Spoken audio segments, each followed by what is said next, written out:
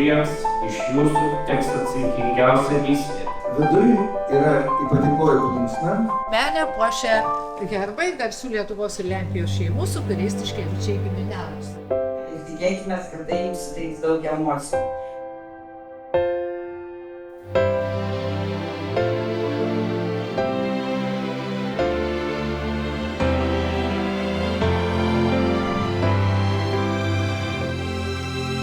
Kelionė po Lietuvos pilis ir dvarus prasideda čia, Biržuose.